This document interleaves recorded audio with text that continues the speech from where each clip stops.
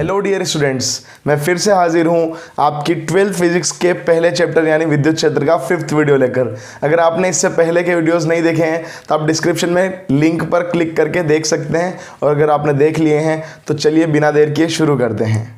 तो दोस्तों, आज का जो पहला टॉपिक है वो है हमारा विद्युत क्षेत्र।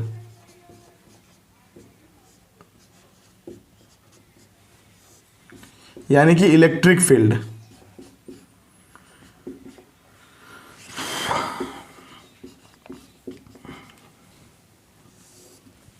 अब देखो, इलेक्ट्रिक फील्ड क्या होता है, पहले मैं इसको लिख देता हूं फिर इसको समझते हैं।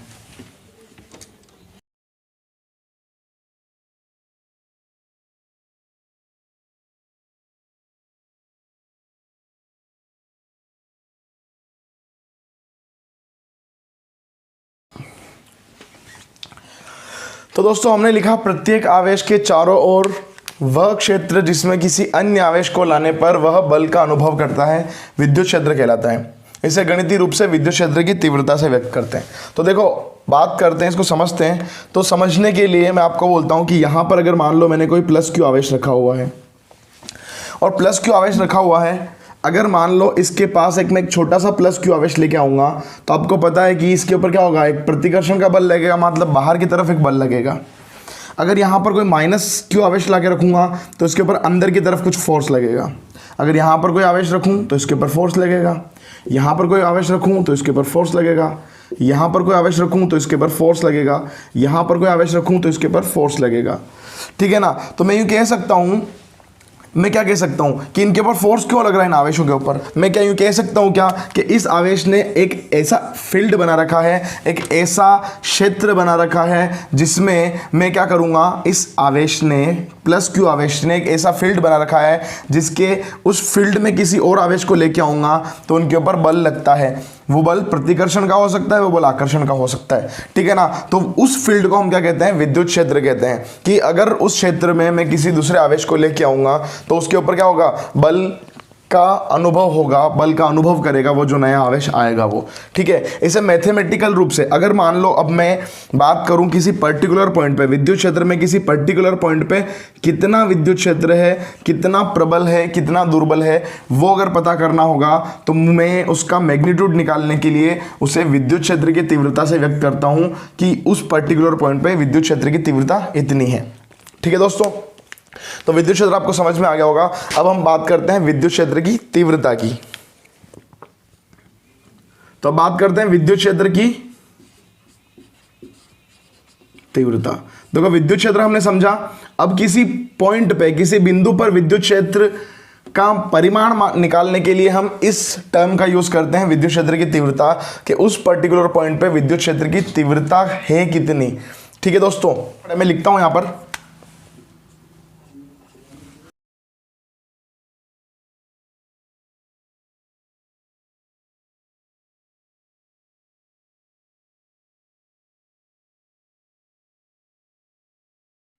तो दोस्तों हमने लिखा विद्युत क्षेत्र में किसी बिंदु पर रखे गए इकाई परीक्षण धन आवेश पर लगने वाला बल, उस बिंदु पर विद्युत क्षेत्र की तीव्रता होती है।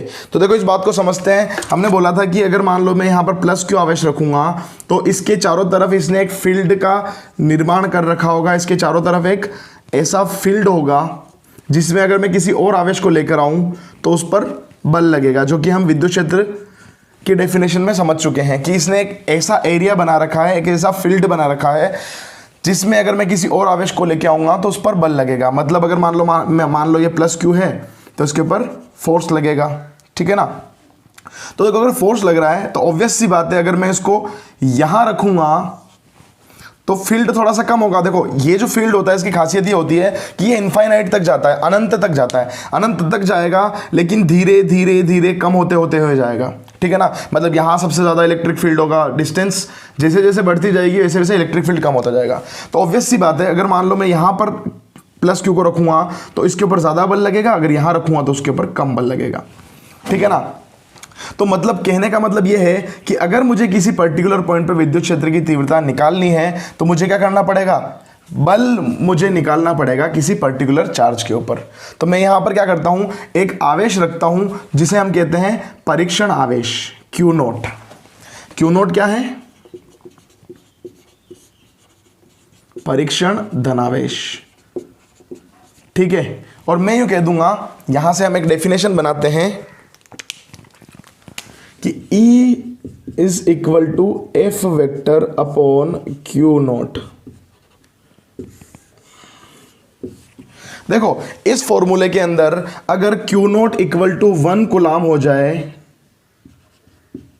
मतलब यूनिट हो जाए, इकाई हो जाए, तो यहां से ई वेक्टर बराबर एफ वेक्टर हो जाएगा। मतलब मैंने जो क्यू नोट रखा है वो 1 कूलाम का रख दूं तो, या फिर इकाई रख दूं, तो Q naught equal to 1 coulomb हो जाएगा, तो ई इक्वल टू क्या हो जाएगा, एफ वेक्टर। तो इसको मैं कैसे डिफाइन करूंगा, मैं कहूंगा कि विद्युत क्षेत्र में किसी बिंदु पर रखे गए इकाई परीक्षण धन आवेश पर लगने वाला बल उस बिंदु पर विद्युत क्षेत्र की तीव्रता होती है। यह बात शायद आपको समझ में आ गई होगी। किसी बिंदु पर रखे गए इकाई परीक्षण धन आवेश, इकाई परीक्षण धन आवेश पर लगने वाला बल उस बिंदु पर विद्युत क्षेत्र की तीव्रता होती है। क्योंकि ये 1 हो जाएगा तो F अपॉन 1 मतलब F होता है, तो E वेक्टर इक्वल टू हो जाएगा F vector upon Q note. मतलब कुल मिला के अगर मुझे किसी पर्टिकुलर पॉइंट पे इलेक्ट्रिक फील्ड इंटेंसिटी यानी कि विद्युत क्षेत्र की तीव्रता निकालनी होगी, तो मैं वहां पर क्या करूंगा, एक छोटा सा परीक्षण धन आवेश डालूंगा। अब ये जो Q नोट होता है ना, जो परीक्षण धन आवेश होता है ना, वो बहुत छोटा होता है। मतलब Q जो होता है वो बहुत छोटा होता है, बहुत छोटा होता है एज कंपेयर टू हमारा जो मेन चार्ज है जिसका फील्ड ज्ञात करना है। अब बहुत छोटा क्यों होता है, बहुत छोटा इसलिए होता है, ठीक है, बहुत छोटा इसलिए होता है क्योंकि अगर मान लो मैं इसके परिमाण के बराबर का लगभग, इसके परिमाण के लगभग बराबर परिमाण वाला कोई चार्ज यहां पे अगर रखूंगा तो उसके ऊपर फोर्स तो लगेगा, लेकिन इसका खुद का कोई ना कोई इलेक्ट्रिक फील्ड होगा, इसका खुद का कोई ना कोई विद्युत क्षेत्र होगा जो इसके क्षेत्र को प्रभावित करेगा। तो मैं नहीं चाहता कि इसके क्षेत्र को प्रभावित करे। इसका इलेक्ट्रिक फील्ड इसके कंपैरिजन में बहुत नगण्य होगा, इसका खुद का इलेक्ट्रिक फील्ड बहुत कम होगा जो कि इस इलेक्ट्रिक फील्ड को प्रभावित नहीं करेगा। और क्योंकि हमको तो परीक्षण करना है इस चार्ज की वजह से जो इलेक्ट्रिक फील्ड है, तो इसी वजह से हम इसको कहते हैं परीक्षण धन आवेश, परीक्षण आवेश। ठीक है, तो हम कहते हैं कि Q बहुत छोटा होता है, खुद का विद्युत क्षेत्र नगण्य होता है, नगण्य। ठीक है ना, Q नोट बहुत छोटा होता है, खुद का विद्युत क्षेत्र क्या होता है, बहुत नगण्य। तो आपको डेफिनेशन समझ में आ गई। फिर वापस से समझाता हूं, किसी बिंदु पर विद्युत क्षेत्र में किसी बिंदु पर रखे गए इकाई परीक्षण धनावेश, इकाई परीक्षण धनावेश पर लगने वाला बल उस बिंदु पर विद्युत क्षेत्र की तीव्रता होती है। मतलब जितना ज्यादा फोर्स लगेगा विद्युत क्षेत्र की तीव्रता उतनी ज्यादा होगी। यहां से भी पता चल रहा है, मैं अगर यहां रखूंगा Q नोट को तो उसके ऊपर कम फोर्स लगेगा क्योंकि डिस्टेंस बढ़ गई है। ठीक है, कम फोर्स लगेगा तो कम विद्युत क्षेत्र की तीव्रता, ज्यादा फोर्स लगेगा तो ज्यादा विद्युत क्षेत्र की तीव्रता। अब यहां से अपन विद्युत क्षेत्र की तीव्रता का मात्रक और विमा भी निकाल देते हैं। इधर लिख देते हैं अपन मात्रक और विमा। तो इसका मात्रक लिखेंगे अगर, तो मात्रक अगर देखो ऊपर क्या है, फोर्स, फोर्स का मतलब होता है न्यूटन, फोर्स का मात्रक क्या होता है न्यूटन, और नीचे आवेश है, आवेश का मात्रक होता है कूलाम। विमा निकालना चाहो तो विमा में क्या हो जाएगा, फोर्स की विमा होती है m1 L1 T-2, और नीचे है कूलाम मतलब A1 T1। इसको सोल्व जब करेंगे तो हमारा m1 तो ऐसे ही रहेगा, L1 भी ऐसे ही रहेगा, T-2 ऑलरेडी था, एक T-1 और आ जाएगा तो T-3 हो जाएगा और A-1 हो जाएगा। इस तरीके से हमारे विद्युत क्षेत्र की विमा आ जाएगी। ठीक है दोस्तों, अब बात करते हैं, मैं यहाँ पे एक बात लिख देता हूँ। यहाँ से अगर मैं फॉर्मूला बनाऊँ F का, तो F क्या हो जाएगा, Q नोट इंटू E। क्या मैं यूँ कह सकता हूँ क्या कि ये अगर इसकी वजह से E विद्युत क्षेत्र है तो इस E विद्युत क्षेत्र में Q नोट चार्ज रखने पर इसके ऊपर फोर्स कितना लगेगा, तो E equal to F upon Q है, तो यहाँ से F vector is equal to क्या हो जाएगा, Q नोट इंटू E हो जाएगा क्या, F वेक्टर। तो अगर मैं कह दूं कि यहाँ Q नोट की जगह Q हो और वो उसको इलेक्ट्रिक फील्ड E में रखा हो तो उसके ऊपर फोर्स कितना लगेगा, F बराबर QE। तो मैं यहाँ लिख देता हूं एक लाइन, यदि E विद्युत क्षेत्र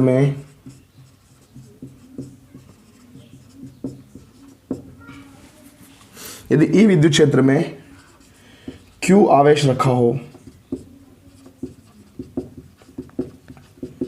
तो उस पर बल, तो बल कितना हो जाएगा उसके ऊपर, F vector is equal to Q into E vector. ये फोर्स लगेगा उसके ऊपर।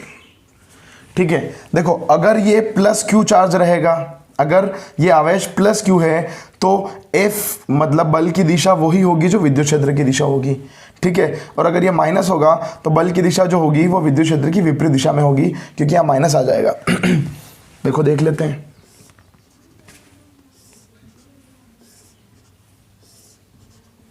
ये मेरे पास विद्युत क्षेत्र E है, यहां मैंने कोई प्लस क्यू आवेश रखा हुआ है, तो इसके ऊपर फोर्स कितना लगेगा इस फॉर्मूले से, F इक्वल टू प्लस का Q इंटू ई, मतलब फोर्स की डायरेक्शन वही होगी जो इलेक्ट्रिक फील्ड की डायरेक्शन होगी। तो F vector is equal to Q E vector. ठीक है, सेम केस अपन माइनस के लिए देख लेते हैं।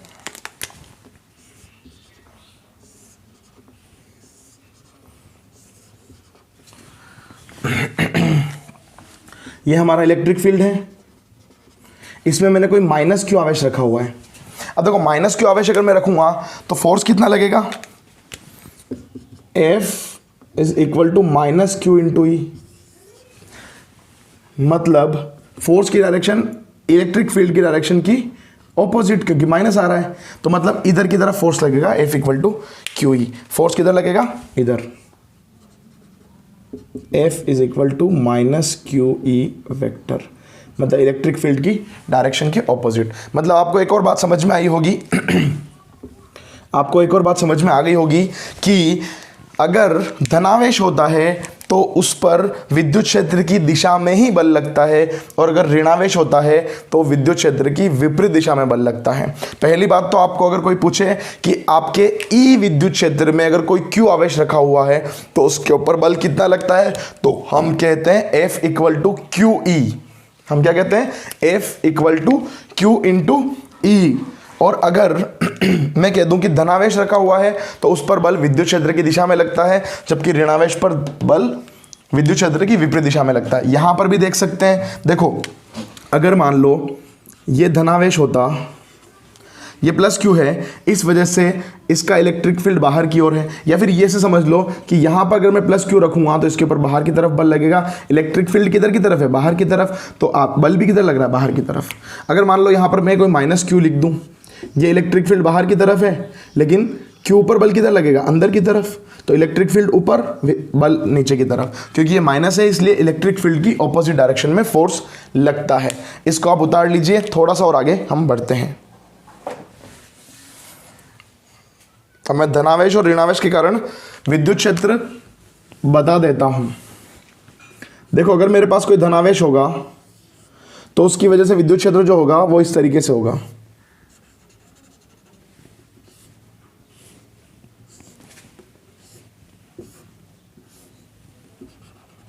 विद्युत क्षेत्र धनावेश की वजह से क्या होता है, बाहर की ओर।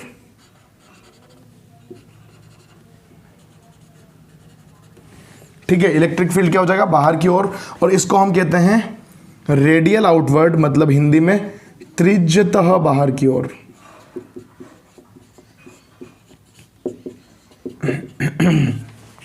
कि धनावेश की वजह से। और ये जो विद्युत क्षेत्र रेखाएं हैं जिनको भी पढ़ने वाले हम, ये इन्फिनिटी तक जाती है, मतलब हम कहते हैं कि इन्फिनिटी अनंत तक जाती है, कभी ख़त्म नहीं होता है। हालांकि बहुत धीरे धीरे धीरे धीरे बहुत कम हो जाएगा, लेकिन ख़त्म हम नहीं मान सकते, बहुत लंबा जाता है। ठीक है, तो हम क्या कहेंगे, प्लस क्यू की वजह से विद्युत क्षेत्र जो होता है वह त्रिज्यता बाहर की ओर होता है। अगर मैं माइनस क्यू की बात करूं तो उसमें भी होता तो रेडियल होता है, लेकिन इनवर्ड होता है, अंदर की तरफ।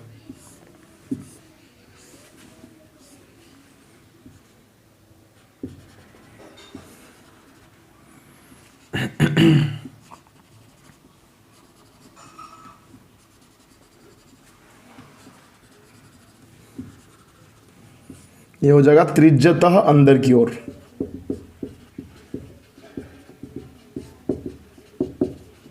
ठीक है बच्चों, प्लस की वजह से बाहर की ओर और माइनस की वजह से अंदर की ओर। इसको अगर समझना हो तो आप ये से भी समझ सकते हो कि अगर मान लो यहां पर मैं देखो टेस्ट करने के लिए, इलेक्ट्रिक फील्ड टेस्ट करने के लिए मुझे क्या रखना पड़ेगा, एक परीक्षण धनावेश रखना पड़ेगा। अगर मैं इस कंडीशन में धनावेश यहां रखता हूं तो उसके ऊपर बल लगेगा इस साइड में। अगर यहाँ रखता हूँ तो इस साइड में, यहाँ रखता हूँ इस साइड में, यहाँ रखूँगा तो इस साइड में, यहाँ रखूँगा तो इस साइड में। इस वजह से इसका जो इलेक्ट्रिक फील्ड होता है वो त्रिज्या बाहर की ओर होता है। और अगर यहाँ माइनस क्यू है, अगर मैं यहाँ परीक्षण धनावेश मतलब क्यू नोट रखूँगा तो ये क्या करेगा, उसको अट्रैक्ट करेगा। यहाँ रखूँगा तो अट्रैक्ट करेगा, यहाँ रखूँगा तो अट्रैक्ट करेगा। इस वजह से जो इसका इलेक्ट्रिक फील्ड होता है वो त्रिज्या अंदर की ओर होता है।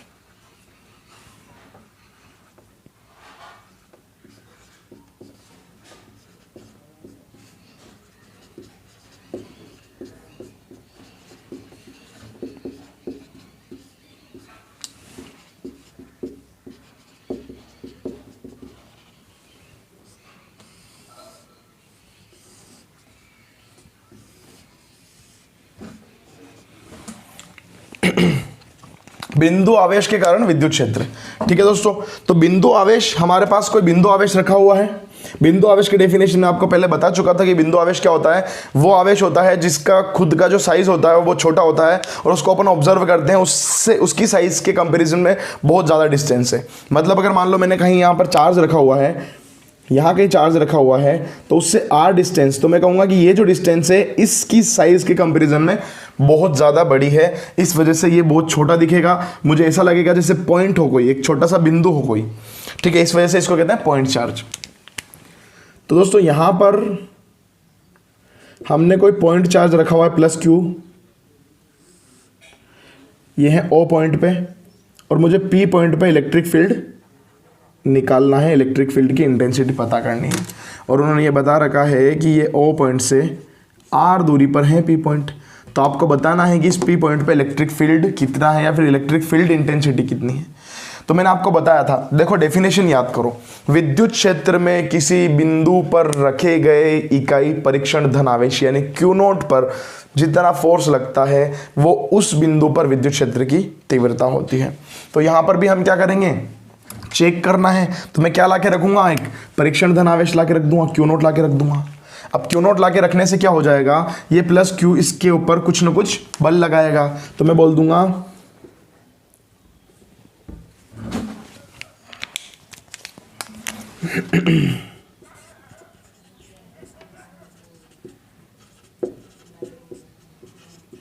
बिंदु आवेश के कारण P पर स्थित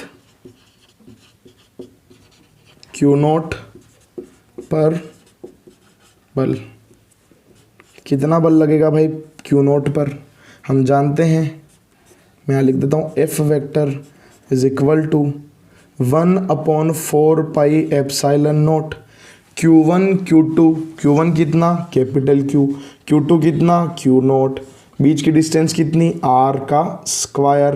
और क्योंकि यहाँ माथे पे तीर लगा रखा है और ये फोर्स किधर लगेगा, क्योंकि ये धनावेश है ये भी धनावेश है, तो फोर्स किधर लगेगा, बाहर की ओर, मतलब इस डायरेक्शन में। तो मैं इसको कह देता हूँ ये R वेक्टर है, मतलब इसकी डायरेक्शन इधर है, तो मुझे R वेक्टर की दिशा में ही इसको व्यक्त करना है। तो मैं यहाँ लिख देता हूँ R कैप। R कैप क्या होता है, इकाई सदिश उस डायरेक्शन में। तो F वेक्टर कितना हो जाएगा, 1/4 pi epsilon naught Q naught upon R square into R cap. ठीक है, ध्यान रखना है आर कैप तभी लिखना है जब आप यहाँ पर वेक्टर का निशान लगाओ। अगर यहाँ वेक्टर का निशान नहीं लगाते हो तो आपको आर कैप लिखने की जरूरत नहीं है, क्योंकि एक अदिश क्वांटिटी, सिर्फ अपन परिमाण की बात कर रहे हैं, हम डायरेक्शन की बात नहीं कर रहे हैं। लेकिन जब आप यहाँ माथे पे तीर लगाओ तो मत भूलना कि आपको यहाँ आर कैप लिखना पड़ेगा। ठीक है, तो ये हमारा फोर्स हो गया, इसको आप इक्वेशन नंबर 1 दे देते हैं। लेकिन परिभाषा से हम जानते हैं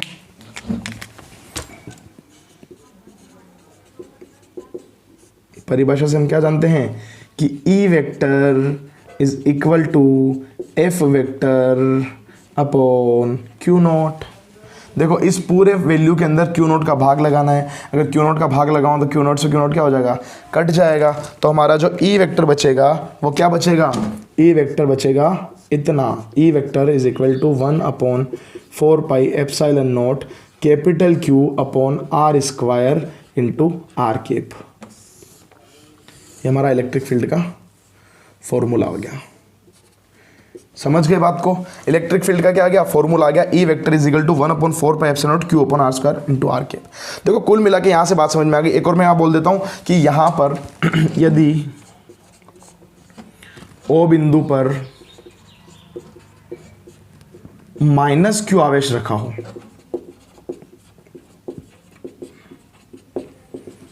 देखो यहाँ अगर माइनस क्यू रखा होता तो क्या होता, जो फोर्स की डायरेक्शन थी एफ वेक्टर की, ठीक है, जो फोर्स की डायरेक्शन थी वो इधर थी, अब इधर होती, इस क्यू नोट के ऊपर बल अंदर की तरफ लगता, तो उस केस में जो इलेक्ट्रिक फील्ड की डायरेक्शन, फोर्स की डायरेक्शन होती, यहाँ माइनस आर केप हो जाता, तो यहाँ पे भी क्या हो जाएगा, माइनस आर केप। तो इलेक्ट्रिक फील्ड कितना हो जाता, इलेक्ट्रिक फील्ड का परिमाण उतना ही होता 1/4 pi epsilon naught Q upon R square into minus का आर केप, मतलब अंदर की तरफ। ये बात शायद आपको समझ में आ गई होगी। हमने ये भी कहा था कि अगर धनावेश होता है तो धनावेश की वजह से विद्युत क्षेत्र किधर होता है, बाहर की तरफ, त्रिज्यता बाहर की तरफ। देखो इस क्यू नोट को यहाँ से आर दूरी पर अपन ने क्यू नोट को रखा है, अगर यहाँ आर दूरी पर रखते तो बाहर की तरफ होता, इधर की तरफ। अगर इस पॉइंट से इधर आर दूरी पर रखते तो इधर फोर्स होता, यहाँ से इधर आर दूरी पर रखते तो इधर होता, यहाँ से आर दूरी पर यहाँ रखते तो इधर होता। मतलब क्या हो रहा है, रेडियली आउटवर्ड, त्रिज्यता बाहर की ओर, प्लस की वजह से। अगर यहाँ पर माइनस क्यू होता तो ये माइनस क्यू क्या करता, इसको अट्रैक्ट करता अपनी तरफ, यहाँ पर, यहाँ आर दूरी पर तो होता तो फिर अट्रैक्ट करता, तो इस वजह से त्रिज्यता अंदर की ओर हो जाएगा। मैं यहाँ लिख देता हूँ त्रिज्यतः बाहर की ओर, ये हो जाएगा त्रिज्यतः अंदर की ओर, ठीक है। अब देखो ये इक्वेशन नंबर हमारी 2 लिख देते हैं इसको, और ये तो एक ही बात है, तो मैं कह दूंगा कि यहां समीकरण 2 से एक और बात बोल सकता हूं मैं, क्या समीकरण 2 से मैं ये कह सकता हूं कि जो E की वैल्यू है वो आर स्क्वायर के व्युत्क्रमानुपाती है। देखो इस फॉर्मूले के अंदर ये पूरी कांस्टेंट क्वांटिटी, अगर मैं Q को कांस्टेंट मानूंगा तो डिस्टेंस के वर्ग के व्युत्क्रमानुपाती होगा इलेक्ट्रिक फील्ड। चलो इसका ग्राफ बनाते हैं।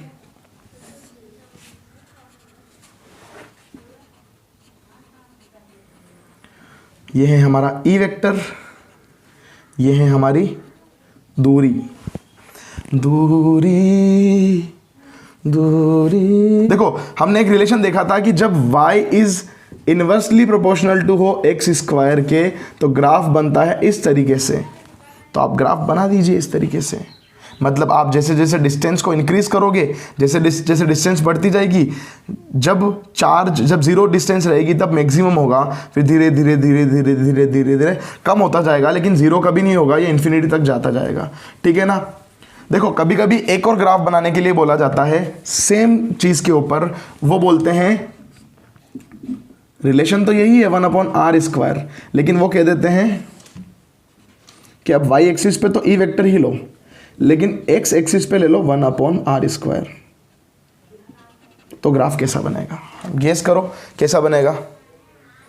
देखो ये ग्राफ बनेगा ऐसा।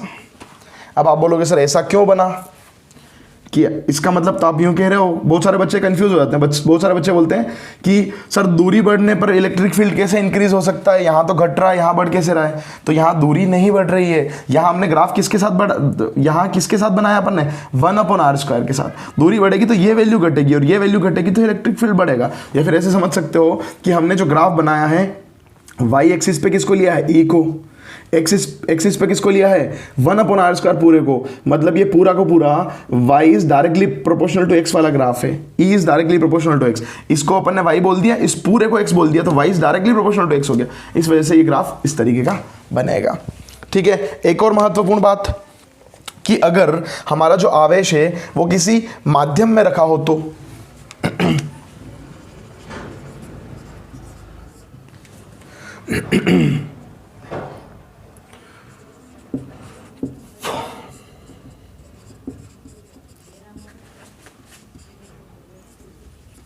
एप्सिलॉन r परावैद्युतांक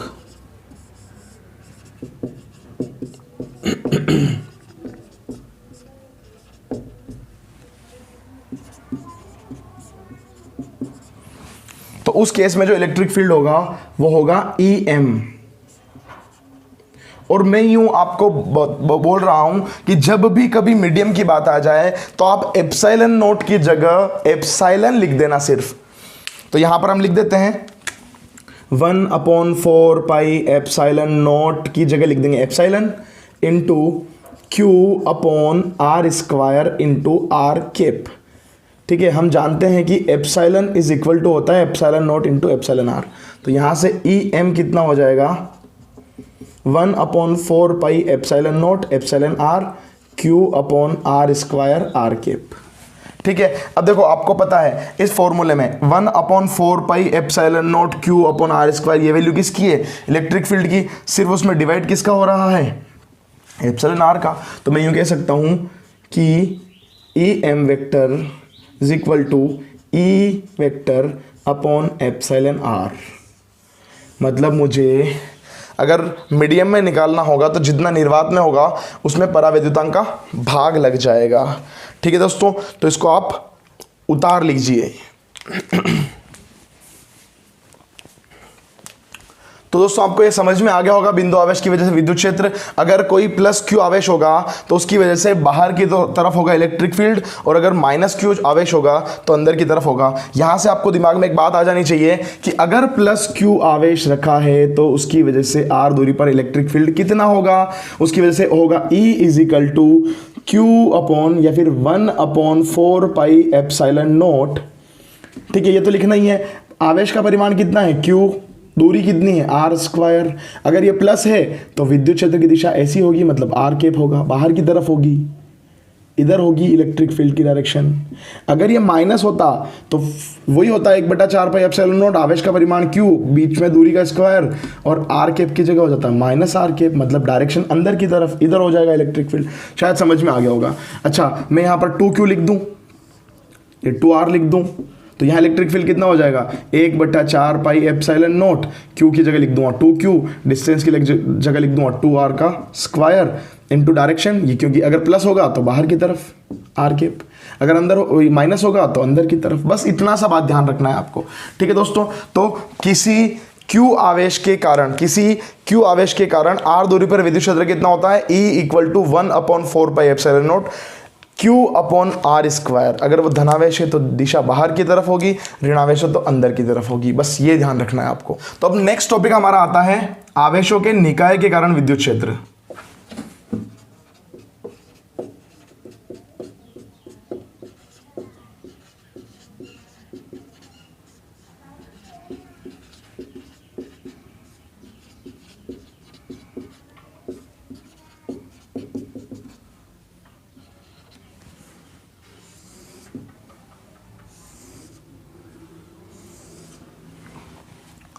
आवेशों के निकाय के कारण विद्युत क्षेत्र। देखो अभी हमने कहा कि एक आवेश होगा तो उससे आर दूरी पर विद्युत क्षेत्र कितना होगा E is equal to 1/4 pi epsilon naught Q upon R square. लेकिन अगर 2 चार्ज हो तो, 3 हो तो, 4 हो तो, या फिर n चार्ज हो तो क्या होगा। तो दोस्तों एक डायग्राम बना लेते हैं, फिर उससे समझते हैं अपन।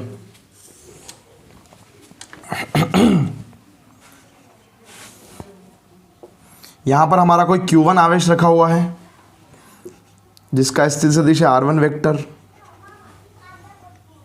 यहां पर कोई आवेश Q2 रखा हुआ है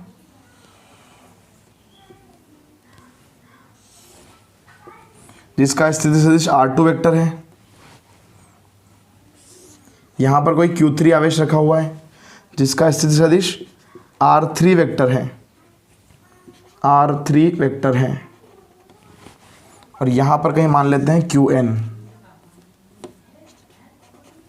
जिसका स्थिति सदिश है Rn वेक्टर। ठीक है दोस्तों, अब मुझे क्या करना है, यहां पर कहीं पर ये R वेक्टर, कोई पॉइंट है यहां पर, कोई R वेक्टर जिसका R वेक्टर जिसका स्थिति सदिश है, यहां पर मुझे इलेक्ट्रिक फील्ड निकालना है इसकी वजह से, इसकी वजह से, इसकी वजह से, इसकी वजह से। अगर मैं इसकी वजह से यहां पे इलेक्ट्रिक फील्ड E1 वेक्टर मान लूं, इसकी वजह से E2 वेक्टर मान लूं, इसकी वजह से E3 वेक्टर मान लूं, इसकी वजह से En वेक्टर मान लूंगा, तो क्या हो जाएगा, मुझे क्या करना पड़ेगा, टोटल नेट विद्युत क्षेत्र निकालने के लिए उसका सदिश योग करना पड़ेगा। तो हम पहले तो मैं वेक्टर बना देता हूं। Q1 की वजह से जो होगा उसको हमने बोल दिया E1 वेक्टर। Q2 की वजह से हम जो था उसको हमने बोल दिया E2 वेक्टर। Q3 की वजह से जो था उसको हमने बोल दिया E3 वेक्टर। और Qn की वजह से हमने बोल दिया ई एन वेक्टर। तो यहाँ पर हमारे पास आवेशों का एक निकाय है, मतलब बहुत सारे आवेश हैं, Q1 है, Q2 है, Q3 है, Qn है, और इन सब की वजह से किसी एक पर्टिकुलर पॉइंट पे मुझे विद्युत क्षेत्र निकालना है।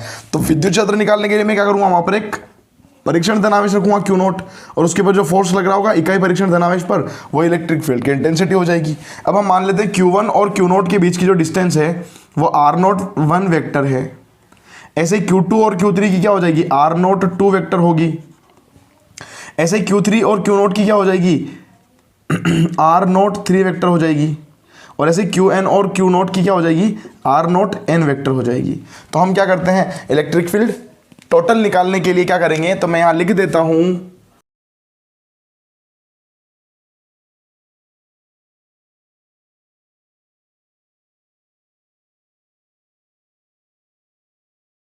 देखो यहां पर भी हम क्या कर रहे हैं, अध्यारोपण का सिद्धांत ही लगा रहे हैं। हम बोलेंगे कि किसी बिंदु पर, मतलब इस पर्टिकुलर पॉइंट पे इन आवेशों के निकाय की वजह से विद्युत क्षेत्र की तीव्रता कितनी हो जाएगी, तो मैं कहूँगा सभी आवेशों की वजह से अलग अलग विद्युत क्षेत्र की जो तीव्रताएं होगी, जैसे कि E1 vector, E2 vector, E3 vector, En vector, उनका मैं क्या कर दूंगा, सदिश योग कर दूंगा। इसका मतलब मैं यूँ कह सकता हूँ, जो E नेट होगा, या फिर ई टोटल, ई लिख दो, ई वेक्टर कितना हो जाएगा, वो हो जाएगा E1 vector plus E2 vector plus E3 vector and so on to En vector. अब E वेक्टर कितना हो जाएगा, वो हो जाएगा 1/, E1 वेक्टर कितना होगा, देखो 1/4 पाई एप्सिलॉन नॉट। अब E1 है किसकी वजह से, Q1 की वजह से, तो मैं क्या बोल दूंगा, आवेश का परिमाण ऊपर Q1, डिस्टेंस कितनी हो जाएगी, R01 का स्क्वायर, तो मैं यहाँ R01 का मोड का स्क्वायर कर रहा हूं, इनटू, देखो डायरेक्शन की बात करेंगे तो वो क्या हो जाएगा, R01 केप। ठीक है, यही तो किया था हमने जब फोर्स सुपरपोजिशन प्रिंसिपल पढ़ा था। E2 निकालेंगे तो वो हो जाएगा 1/4 पाई एप्सिलॉन नॉट, और इलेक्ट्रिक फील्ड E2 है किसकी वजह से, Q2 की वजह से, और इनका जो बीच का डिस्टेंस कितना है, R02, तो Q2/R02 के परिमाण का स्क्वायर इनटू R02 का केप, इकाई सदिश से मल्टीप्लाई करेंगे, एंड सो ऑन। E3 में लिख नहीं रहा हूँ, वही काम चलेगा, प्लस En का कितना हो जाएगा, 1/4 पाई एप्सिलॉन नॉट, ऊपर हो जाएगा Qn, नीचे हो जाएगा R0n वेक्टर के मोड का स्क्वायर इनटू R0n का केप। इस तरीके से इलेक्ट्रिक फील्ड निकल जाएगा।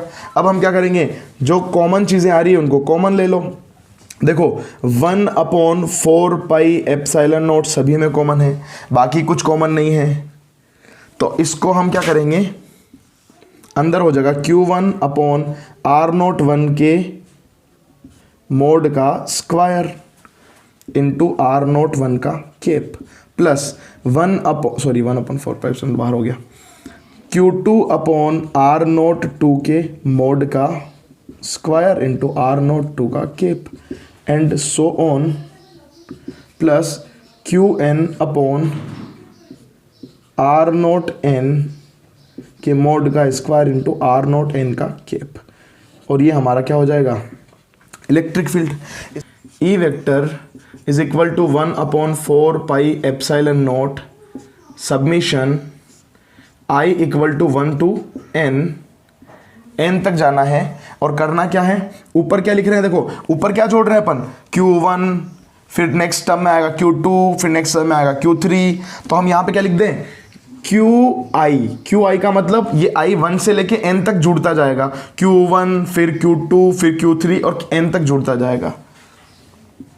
ठीक है, नीचे क्या हो रहा है, R01 के मोड का स्क्वायर R0, ठीक है, तो यहां पर हम क्या लिख सकते हैं, R0I के मोड का स्क्वायर इंटू R0I का केप।